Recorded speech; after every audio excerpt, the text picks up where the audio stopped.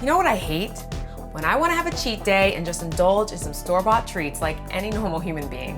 But then I walk by those cookies that I used to love before going vegan and gluten-free, and I have to keep walking. It just breaks my little junk food craving heart. But plot twist, I figured out a way to satisfy one craving in particular. Let's get baking.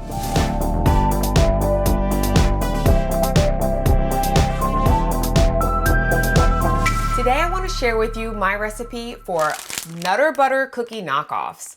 These crunchy peanut butter gems, surprisingly, are easy to make, vegan, gluten-free, and I think they come pretty close to the real thing. First things first, we have to look at the original product. I'm gonna open this guy up and we'll talk about it. We'll look and see. It's been a while since I've seen these up close, to be honest. Ooh, I didn't really open that very well. Wow, that brings me back. These cookies were a staple in my house. They were the snack of choice for my family growing up, and this just brings me back just holding it. I'm so tempted to just eat this right now. But yes, so it's very crispy. Wow, that's cool. That's the thing with peanut butter cookies too, is usually the goal for a good peanut butter cookie is to get it chewy and a little crispy. So we're gonna wanna make sure that our cookie is crisp.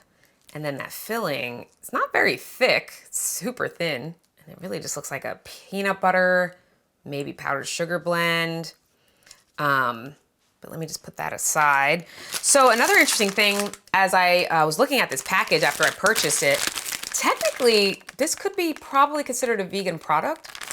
However, it's not certified vegan. So I did read the ingredients, and you can probably look this up online yourself. I didn't see any dairy or eggs or anything like that. It just says that it contains wheat and peanut and soy. But I think since it's not certified vegan, it probably means, you know, you don't want to chance it if you're a strict vegan. And it's definitely not gluten-free. Wheat flour is the #1 ingredient. So we are going to try to do our best to recreate this, because now that I'm holding it in my hand and looking at it, I really want to take a bite. But let's begin with our recipe that's vegan and gluten-free. Let's start with the star of the show, which is of course peanut butter. I'm using a natural creamy peanut butter. You can use like a no stir, your Jif type peanut butters, but I just prefer the taste and texture of a more natural peanut butter. So let's get that all in there. So ooey gooey. I just love peanut butter so much. Okay. Next, we're going to add 1 cup of organic sugar. Get that all in there. So we're gonna start by getting this all blended and creamed together before we add anything else. So let's use our whisk blender and start off at a medium speed.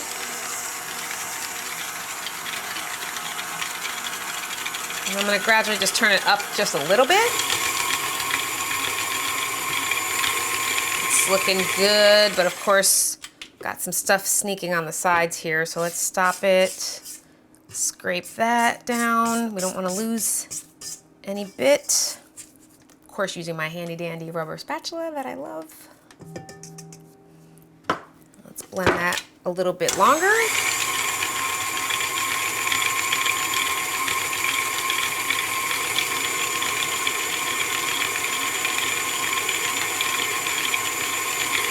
I'm gonna put it on high just for a few seconds. Just wanna make sure it gets really dissolved and blended in. It smells like the peanuts are just roasting.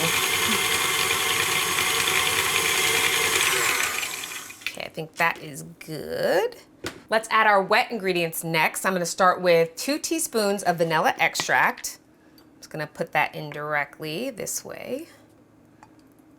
So that's 1. And 2. Give that a little blend.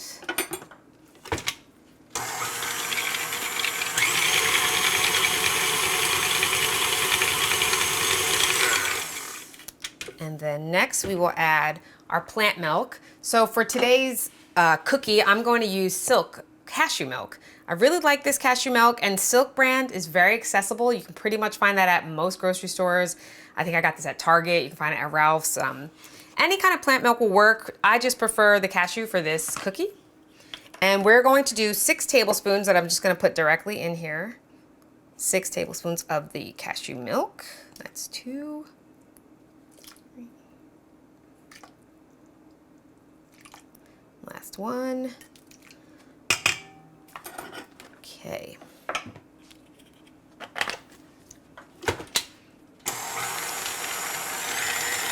Start off slow. You don't want the milk to splash.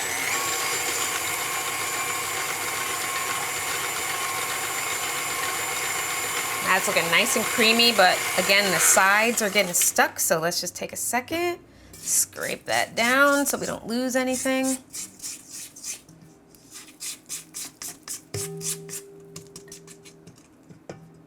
I'm using my whisk to get the stuff off the spatula,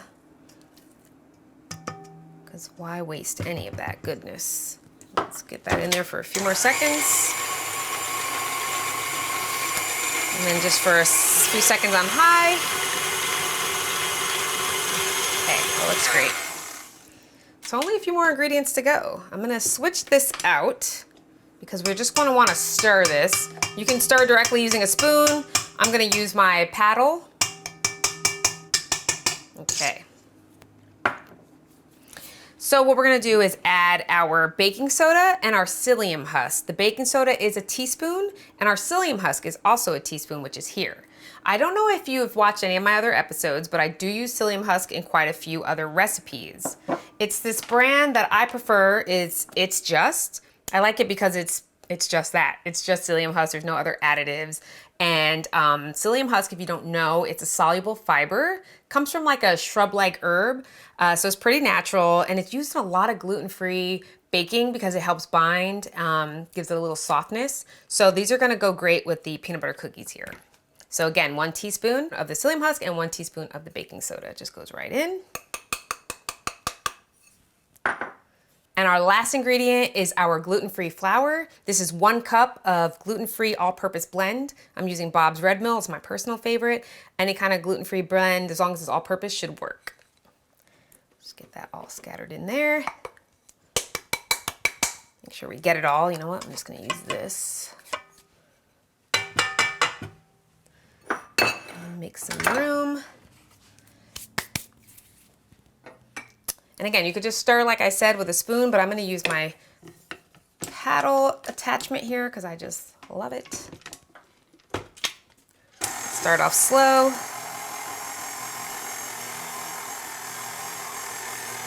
And let's gradually increase. And this is great. You notice it's making like a dough because we're gonna need to ball these up in order to get that peanut shape that we're gonna try to aspire for.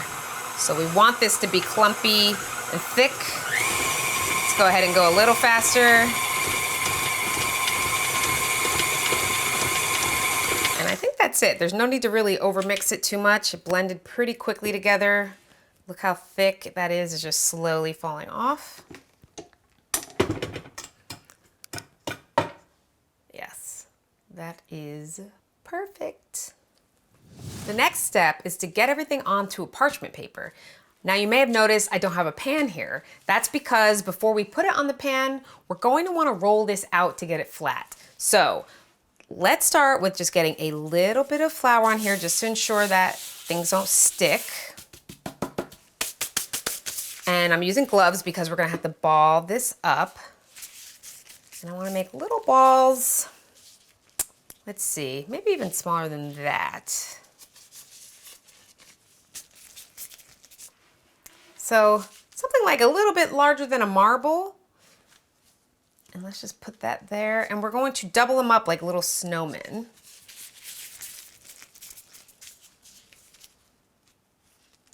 Kind of stick it there.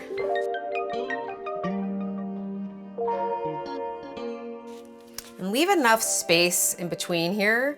You don't want to go right next to it because we're going to flatten them out a bit. So you want to give them some space to spread out.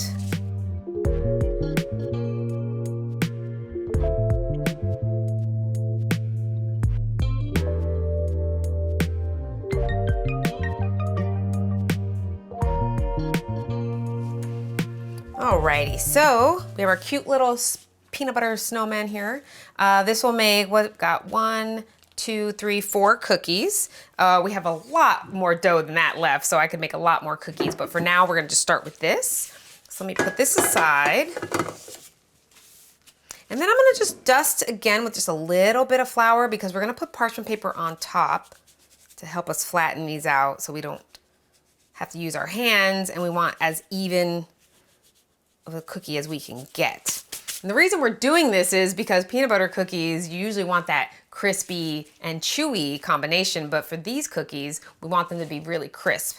So we want them to be a little flatter. So let me get secondary parchment paper. Give it a little squish down. And you're not gonna just roll it out like that because that's just not gonna work and you'll blend in unevenly. So just start with 1 row at a time and just more of a press and a roll. And this is just to help guide you. We're still gonna have to get our hands in there and mold this to the shape we want. If you're fortunate enough to have like a cookie mold to help you get that shape, that's great. But if not, this technique should work. So I'm just lightly pushing it down. We don't need them super thin, but you do want them evenly thinned out more than they are.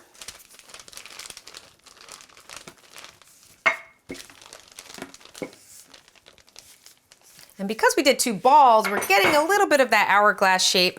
We flattened it out a bit, but we're gonna be able to see it and use it as a guide.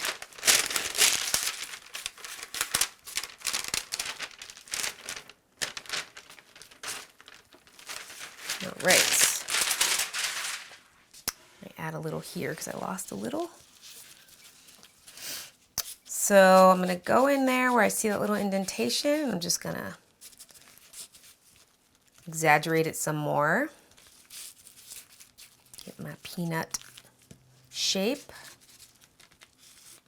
And if you do notice you got a little uneven flattening here, which I noticed on this one, just evenly distribute it as best you can. With your fingers, it's not a problem. The point is to just get as close to that shape of the peanut as we can.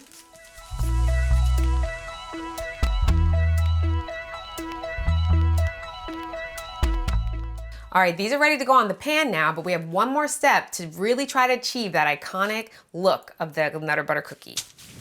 All right, so let's just take one more look at our original Nutter Butter cookie. I'm gonna grab one here. So unlike your classic peanut butter cookie, which you use a fork to make those indentations, these have outlines on them or a stamp or who knows what they use to make it look like a peanut. So we're gonna go ahead and attempt that as well. So what I have done is I've concocted a mixture. I use 1/4 cup of the batter, and then we add 1 tablespoon of the cashew milk, and then we're gonna add 2 teaspoons of the flour. So that's what's in here. And I put it in a pastry bag so that I can make the lines as nice and neat as possible. Now, I've said this before, but it bears repeating. I'm not a decorator, but I'm gonna do my best to achieve that pattern or the best to my ability. So let's go ahead and make those lines. It looks pretty cute. Looks like they just go down, and then we're gonna go up and around.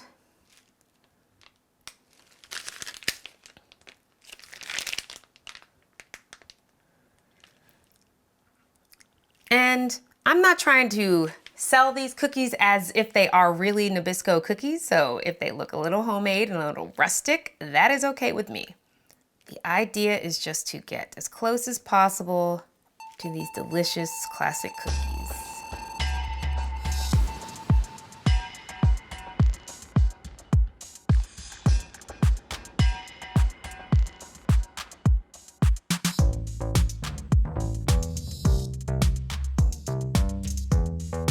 All right. Last one got a little wonky, but that's all right. So you can use this method. I think these make them look more classic and more fun. You can do the fork method though if you choose to omit that step.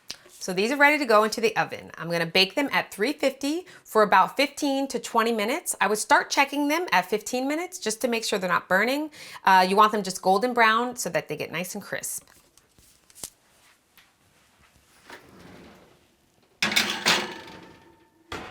Our cookies are in the oven, so this is a perfect time to start the cream filling. It's so easy. So we have our peanut butter, same as we used in the batter. This is 1/4 cup. Got that in a bowl and just gonna put the other two ingredients right in there. It's a tablespoon of agave. I'm just gonna use my whisk to get it out. Stir that. And then it's just another tablespoon of powdered sugar. One important note, make sure you sift your powdered sugar, especially if it's lumpy, because it will end up not blending very well. So I'm actually gonna kind of give it a stir as I add. I want it to get nice and creamy. And then that's pretty much it. Let's just whisk it up.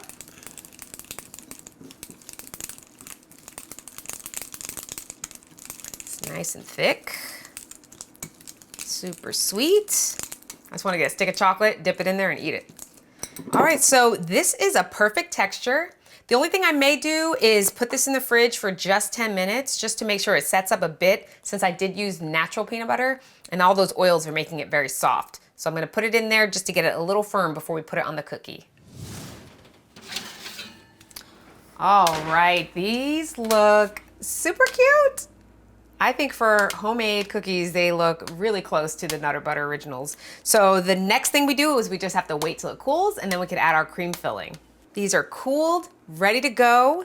They are nice and crisp and looking really cute.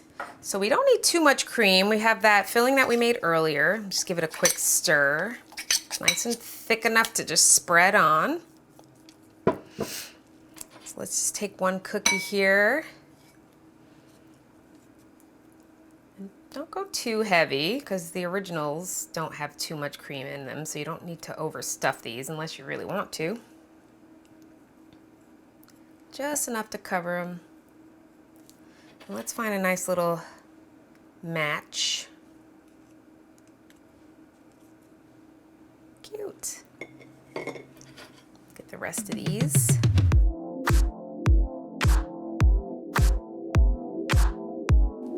Some of these aren't like super perfect, not matching exactly, but I don't think that really matters. They look amazing. All that's left is for me to try this cookie and see how it matches up with the real deal. So let's take a close look again. Take a bite.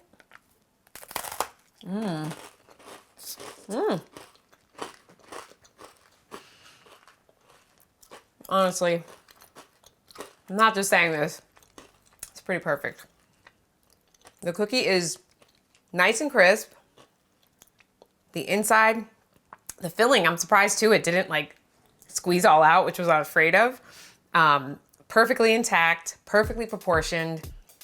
I think if you want to stay away from your store-bought items and you want something a little more natural, you want something vegan and gluten-free, but you want to feel a little nostalgic and get those Nutter Butters, this is the recipe for you. So it's that easy. You don't need to hit the grocery store or bother with the packaging. You can easily enjoy your own delicious Nutter Butter cookies anytime.